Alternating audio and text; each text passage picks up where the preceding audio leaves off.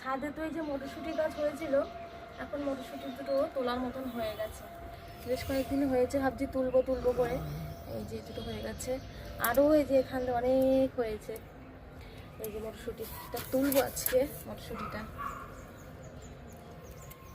আবার ভীষণই শক্ত তো। আর একটা গাছ ছিল, সেটা ভুল করে তুলে ফেলেছে, কি আর বলবো।